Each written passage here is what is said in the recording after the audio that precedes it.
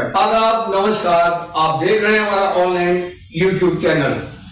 आज हमारे साथ मौजूद हैं DNS 24 न्यूज के चीफ एडिटर जनाब नौशाद अंसारी साहब और मैं हूं इदरीस जेके।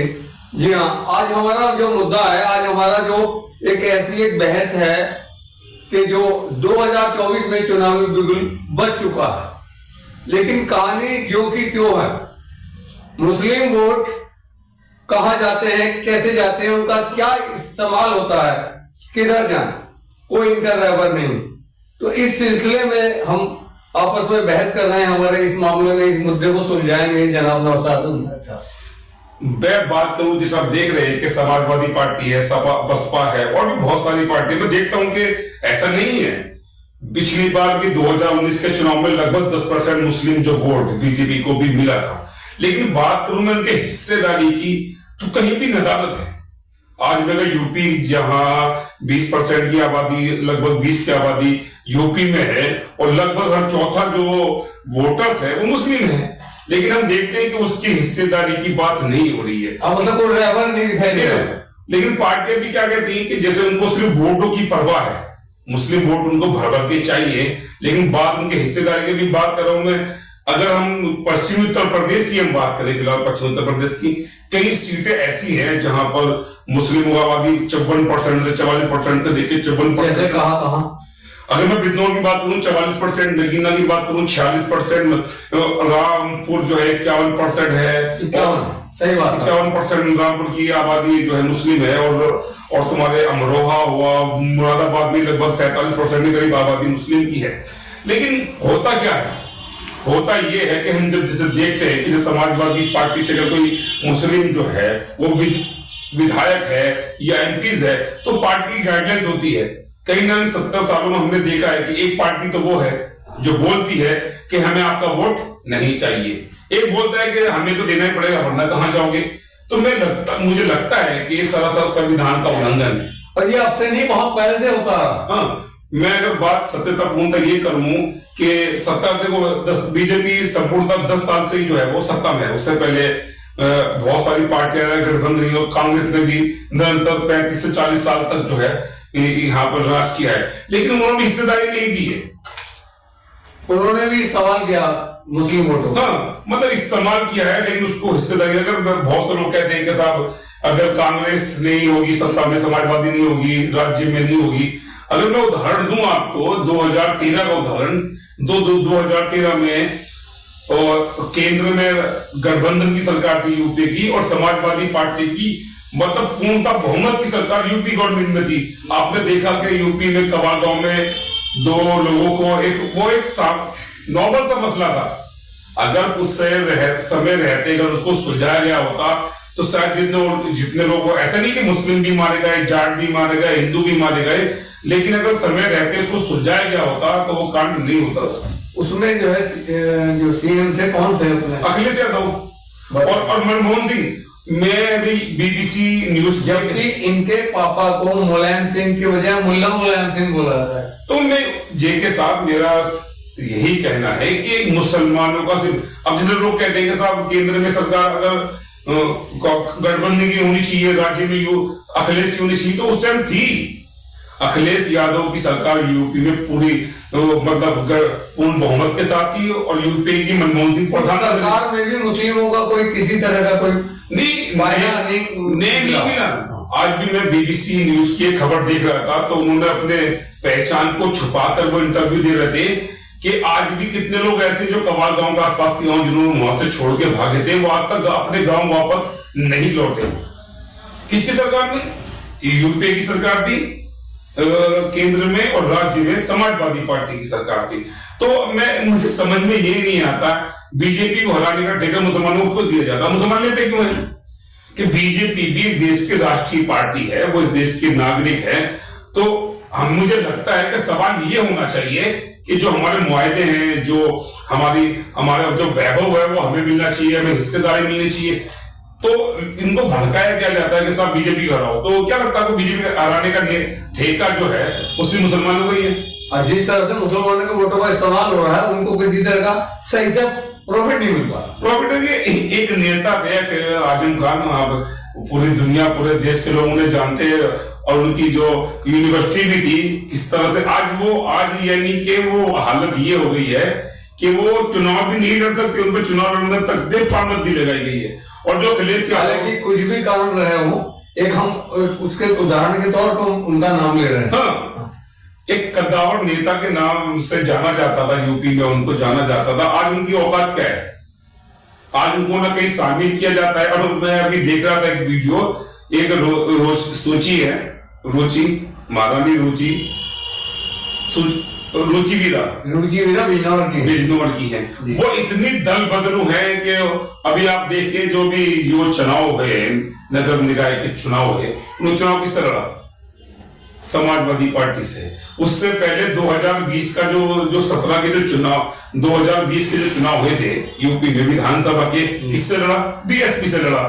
और वो क्योंकि अब वो जो मतलब फिर से वापस लाएंगे, समाजवादी पार्टी में भी वो अपने पैर बिठा रही है, और क्योंकि वो सीट गठबंधन के तौर पे आरएलडी को मिली है, तो वो आरएलडी में अपनी पैर बिठा रही है। मतलब उनका मुद्दा ये है कि सिर्फ उनको जो है मुसलमान।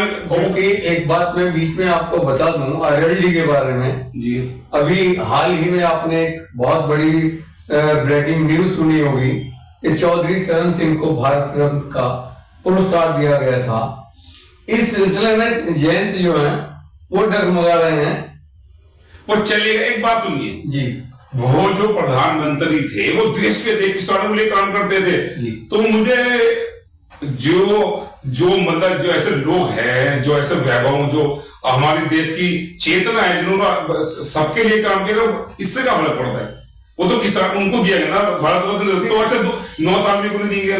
हाँ, ये सोचने वाली बात है। 10 साल से पहले भी उनको मिलना चाहिए था। अच्छा, अचानक से ऐसी क्या चीजें? आज भी वही के हालात हैं, किसान अब भी फिर परेशान है। मतलब देखो, छला गया। मैं अगर बात करूं, एफएल की भी बात चल रही है, जैसे अगर बीजेपी सरकार ने कहा था, बीजेपी सरकार ने कि 2022 तक जो है किसानों की आय जो वो दुगनी होगी, और उसमें C2+ जोड़ा गया था। अभी एफएल है, अगर C2+ जोड़ दिया जाए तो सोचिएगा कितना बड़ा अमाउंट उनको देना पड़ेगा। अभी C2+ की तो सरकार ने C2+ को ज्वाइन नहीं किया है। और रंगनाथ मिश्रा जो जिनको उन्हें भी भारत रत्न मिला है, किसानों के लिए उन्होंने बहुत सारे काम किए हैं देश के अंदर, लेकिन उनकी रिपोर्ट को कौन लागू किया जाता है?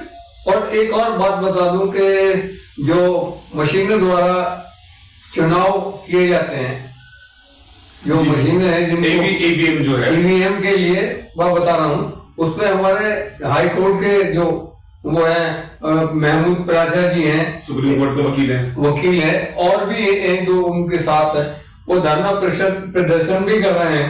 इसके बावजूद भी उनको किसी तरह की कोई उम्मीद ऐसी देखो ईवीएम में गड़बड़ी संभवतः जो सरकार, जो हमारा भारतीय निर्वाचन आयोग है, वो कई बार में स्पष्टीकरण भी दे चुका है। और मैं बात करूं कि तेलंगाना में चुनाव हुआ, कांग्रेस जीते, कर्नाटक में चुनाव, उससे पहले बीजेपी की सरकार थी, चुनाव कांग्रेस। ईवीएम मुद्दा नहीं, इसको बनाया जा रहा है, लेकिन सत्यता ये है कि कई बार जो है पंजाब में इसका उदाहरण मिला है। वहां जो इलेक्शन नहीं, देखो कोर्ट ने वहां से वोट मंगा के गिनती की, और गिनती में जो है वो आम आदमी पार्टी जीत गई। मैं सत्यता ये कहना चाहता हूँ, जैसे अभी हम बात कर रहे थे मुसलमानों के मुद्दे से हम भटक रहे हैं, किसानों की मैं बात कर रहा हूँ, जैसे आप किसान की बात कर रहे हैं कि चौधरी चरण सिंह को भारत रत्न का अवार्ड दिया गया, और वो बहुत जमीन से जुड़े हुए नेता थे, और उन्होंने हमेशा, लेकिन जो हालत स्थिति आज किसानों की है, आज उनकी आत्मा वो देख रही होगी उन किसानों की हालत, तो क्या उससे भारत से खुश होंगे? नहीं, खुद नहीं, उन्हें किसी तरह का आघात पहुंचा। तो लेकिन जरूरी है कि आज मैं समाजवादी पार्टी जो स्पष्ट अभी देख रहे हैं कि मायावती जो है ना, अभी वो साइलेंट मोड में है।